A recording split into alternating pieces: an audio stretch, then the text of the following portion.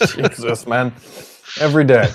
Every day. I never know what's on the other side. So folks at home may not realize that when that little intro video rolls, so, we get on the call, Suncast hits the button, and that intro video rolls. I can't see Paul. I see the actual, little video reel. And it's kind of like a box of chocolates. Sometimes Paul's head's there, and sometimes it's not. I find so, and to be clear, we hear the sound that it makes. It kind of rolls out, and there's like a camera sound at the end for some reason. No one understands why. And then we're supposed to be quiet, or in other words, we can't talk during the intro because you'll hear it. I have an incredibly hard time not talking during the intro. I don't know what it is. It's like there's a fire, and it's like, don't touch the fire, you're going to get burned. And then the person walks away, and I'm like, Duke. I can't. Because I think it's because you're a child. Yeah. Oh well. Sorry. So we got two things on the agenda today. Actually, three things. My lazy butt finally wrote up the review of this magical beast called the 1080 Ti that is now out there.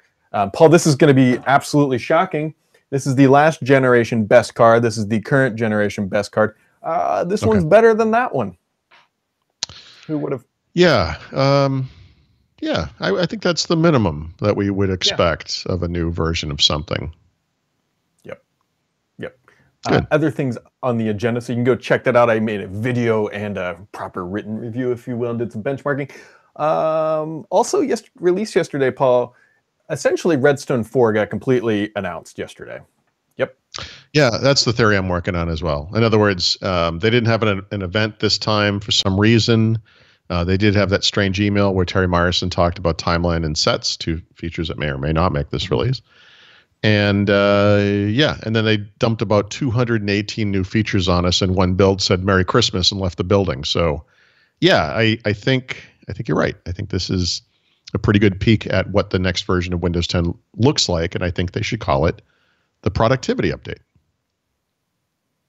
Well, before we dive into that, here is a super high-level look. I definitely recommend going and checking out all the posts and different content about it.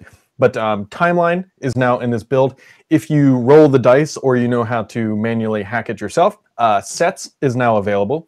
There is a revamped settings panel thing.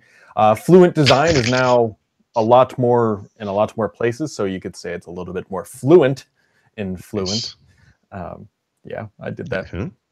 Microsoft Edge gets a bunch of updates. Cortana Collections are now called, Cortana Collection feature is now called Cortana Lists because, why not?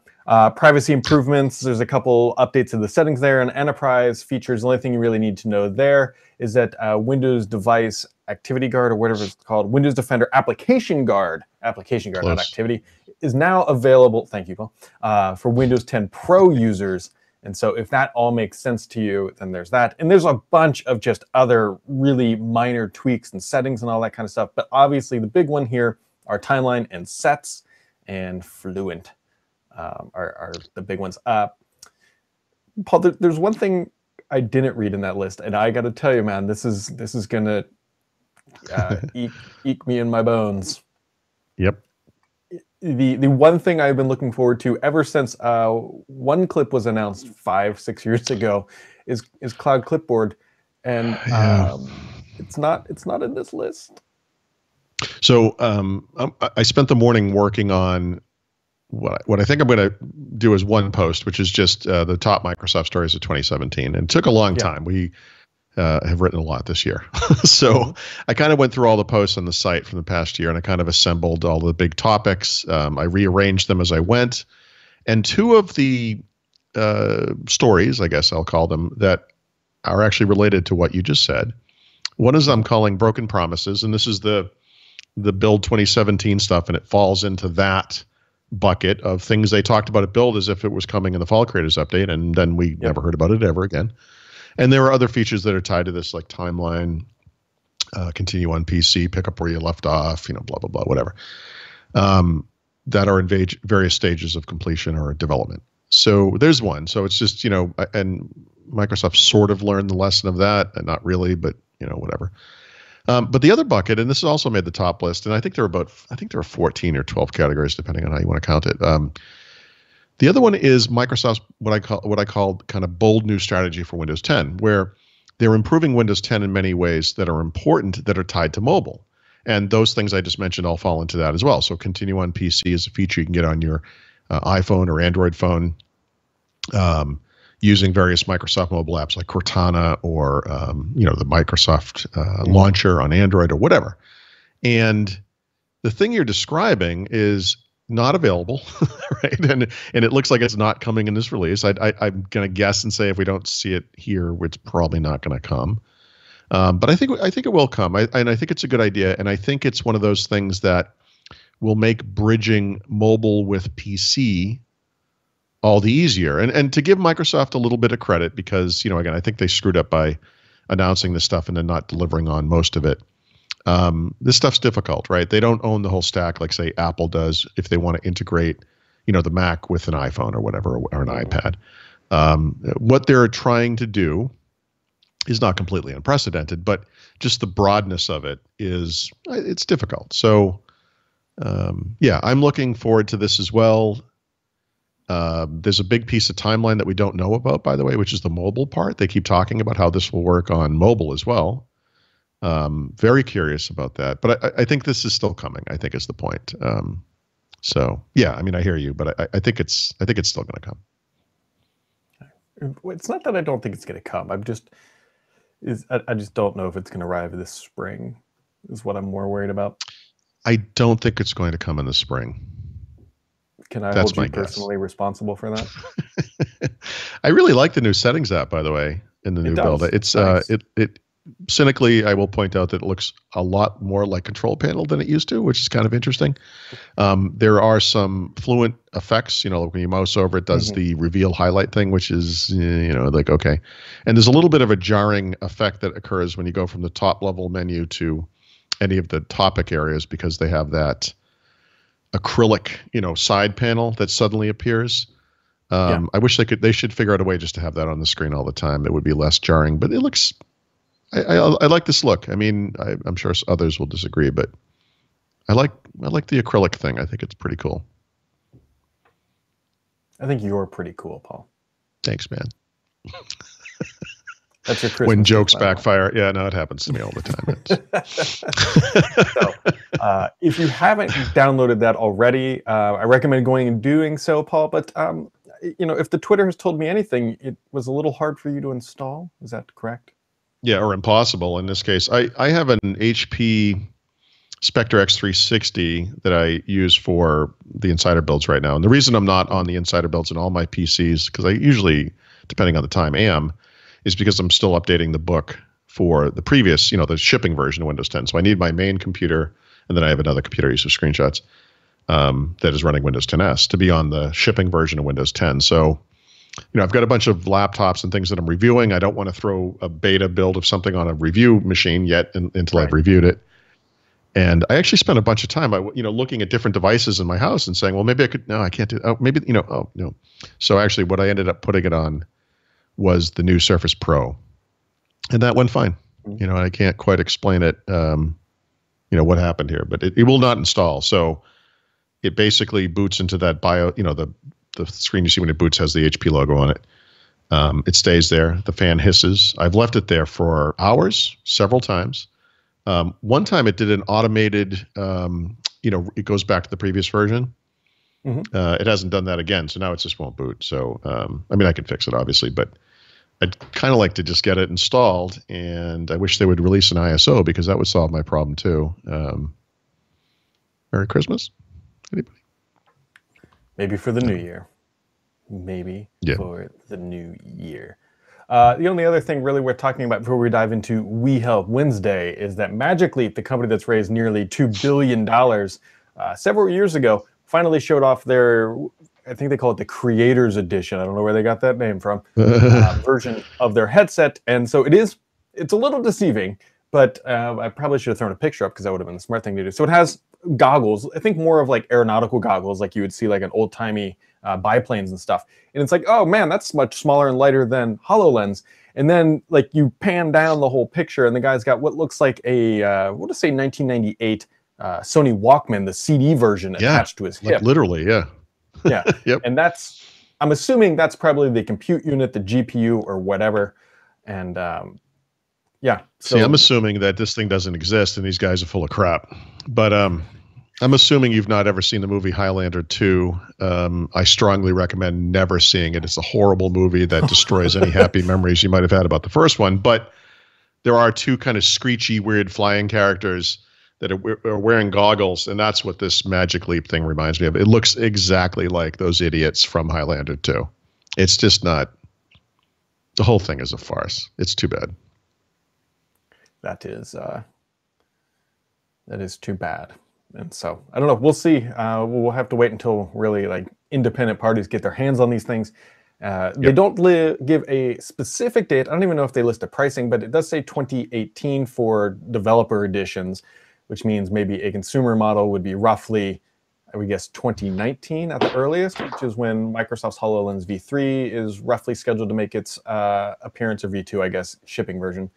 Apple is also supposedly going to be shipping a product roughly in the 2019 timeframe. So there you go. Is it going to be like shipped alongside their car? Or maybe the HomePod will be out by then. Like, what are we talking about here? Yeah. I don't know. I got nothing.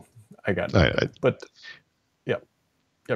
Anyways, folks, today is We Help Wednesday. And we got just a handful of questions here because, as always, it's the holiday season and most people aren't, I don't know, I was going to say caring about life at this point. Yeah, exactly. Caring about other things, maybe?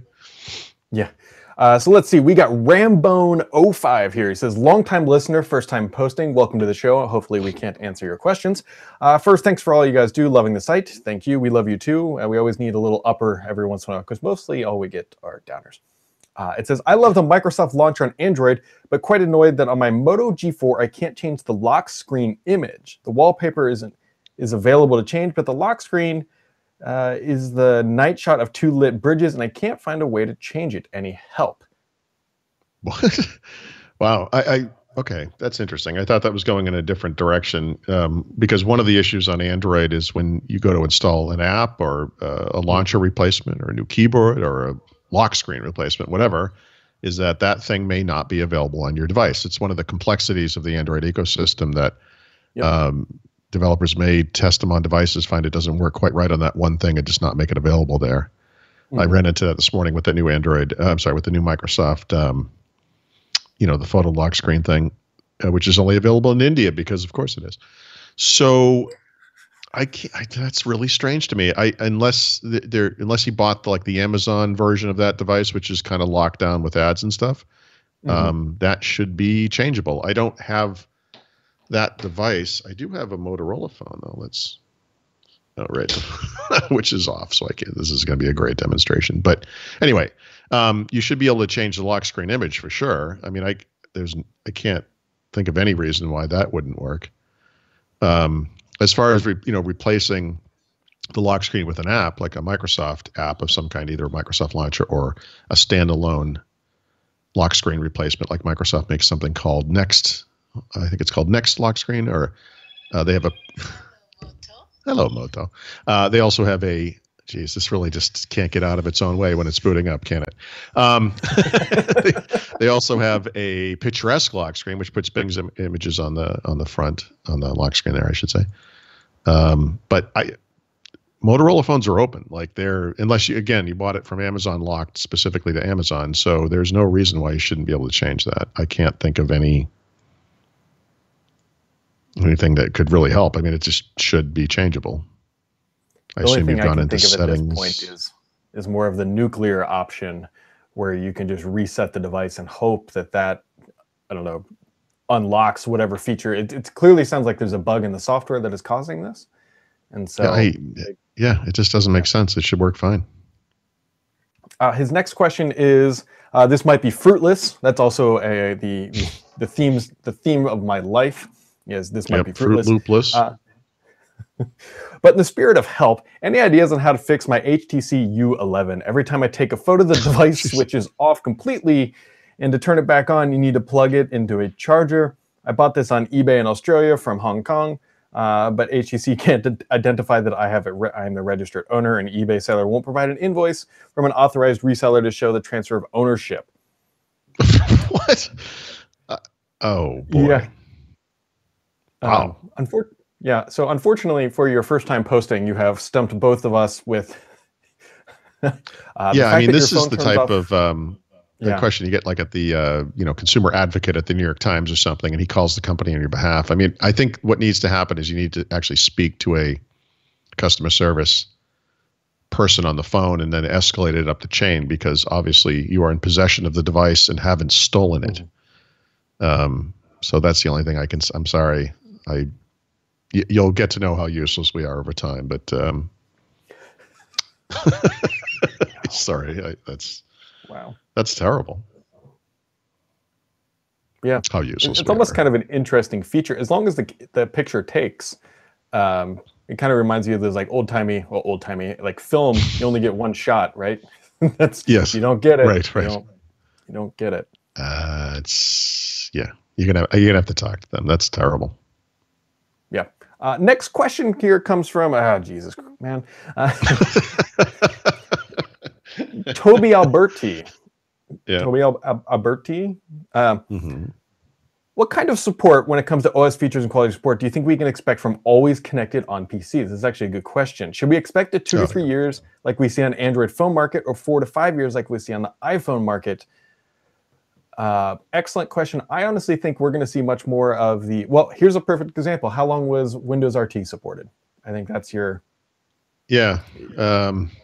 Well, Windows RT, okay, maybe, but Windows RT was a very well. Actually, I was going to say it was very specifically for consumers, but actually there was a little bit of an enterprise play there too, wasn't there? Mm-hmm. I suspect that Windows RT is in fact still supported today, and that it's on a 10-year life cycle. Obviously, what you're not getting now is OS upgrades. They're done with that. They added the start menu, and that was the end of that when Windows 10 came out. But maybe the better way to think of this is that the support life cycle for an always connected PC will be based not on the fact that it's an always connected PC, but on the fact that it's a Windows 10 PC. So it will have the same life cycle as Windows 10 does, meaning 10 years. So I don't think you need. I don't think you have any concern about that. It's funny. I looked at the list of questions a few minutes ago, and when I saw this one without reading it as clearly as you did, I thought what he meant was how many companies are going to support, like PC makers are going to, release always connected PCs into the market. And I actually think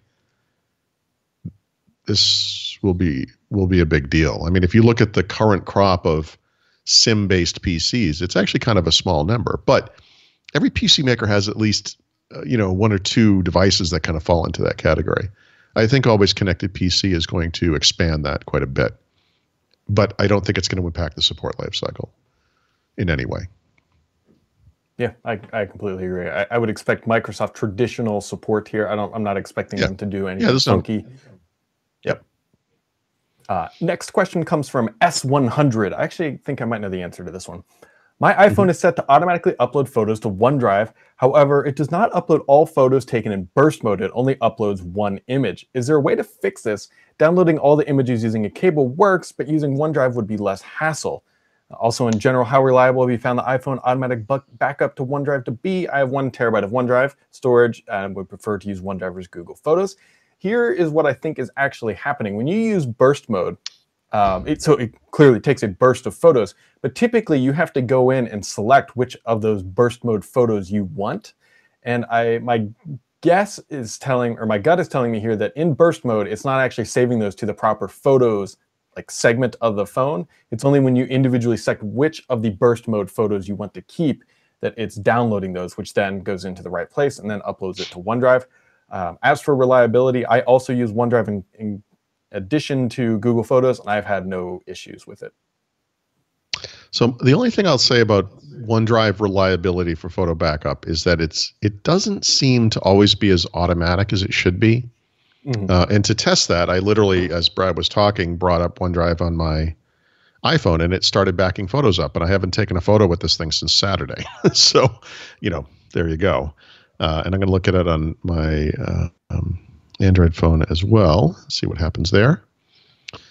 And on this phone, actually, things are backed up, but it's telling me that there's one upload problem.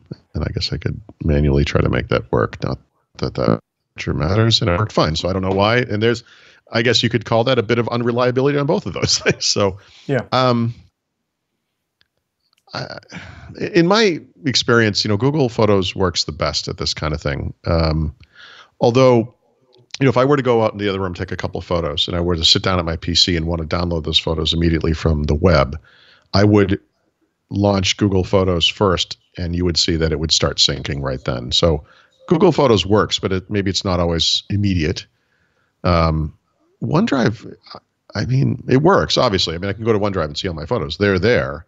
But it seems like if you're worried about it, it might be helpful just to actually launch the app, just to kind of jumpstart it a little bit or whatever. Yeah, no, that is good advice. And I want to do one other quick update because somebody actually just quite literally tweeted to me about it. They wanted to know about a longer term update to my AMD Threadripper machine. I think Paul already knows the answer to this. Unfortunately, I'm not going to be able to review it. So let me explain what happened. So they sent me the machine. And as I've talked about probably 100 times on the show, it died, right? We knew it died. Ended up being the motherboard. Chip was fine. AMD was fine. So I sent it back. That was approximately 10 days of downtime. So I get the machine back. And this is late November at this point. So I get the machine back. It's Thanksgiving, quite literally Thanksgiving. And then let's see, I went to Hawaii for the Snapdragon thing. So I was out of pocket for a week for that. I got back, and then I had to go down to Alabama/Florida for some Petri and threat planning for 2018, which brings us up to Monday of this week. So I only had the machine in my possession for maybe 4 or 5 weeks. And then they said, hey, it's the end of the year and we need all our loaners back. And so I have to ship it back. And it's like, and Paul knows this as well as I do. It's like, there's not enough time. 1 week is not enough time to review this machine. And so there are websites out there that disagree with you completely on that one, but please continue.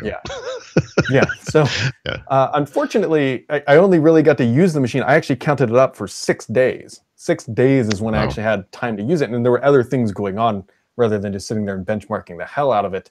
And so unfortunately, there's going to be no long-term follow-up to that one. When I eventually get my hands on another Threadripper machine, which I'm relatively confident I'll be able to do, then I will kind of close the whole loop on this thing. But yeah, it's kind of one of those like really good intentions. This is going to work out well. Crap, I got to travel. End of the year, we need it back. So that's amazing. It's almost a Greek tragedy, although I don't believe you're Greek.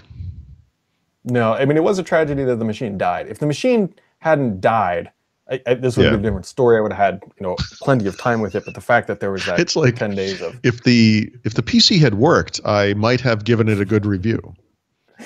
Well, a review for that matter. I got to tell you, I'm still, man, I really just want to build one from scratch, but the cost involved is about 2.5 iPhone X's. If you want, it's like the point of building a PC is to build one that's crazy good. Right. Those components are expensive. Yeah, for sure. Yeah. There's no point in saying I'm going to build my own and then only spend $400 on it. I'm going to build a Pentium-based PC with 2 gigs of RAM. It would be cheap. It would be. It would be. Paul, you got anything else for today?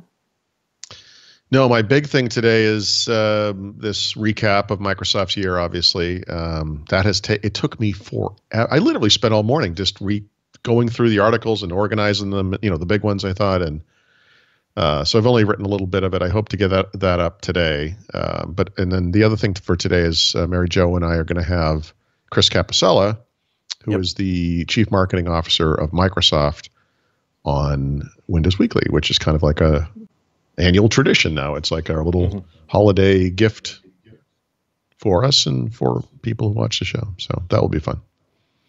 And if you're not familiar with Chris is a great guy. I've met him many times, mostly with food in my mouth. But he is he's a good on-camera personality. So that should be very interesting. He's a great guy. Yeah, he's a great guy. Yep. So with that, folks, just quick reminder, we're not doing a show on Friday because that's kind of like quasi-Christmas Eve. So tomorrow's show will be the last of the week before we unwrap the presents from under the tree, provided that is your holiday of choice. But with that, folks, as always, thanks for tuning in. We'll catch you right back here tomorrow.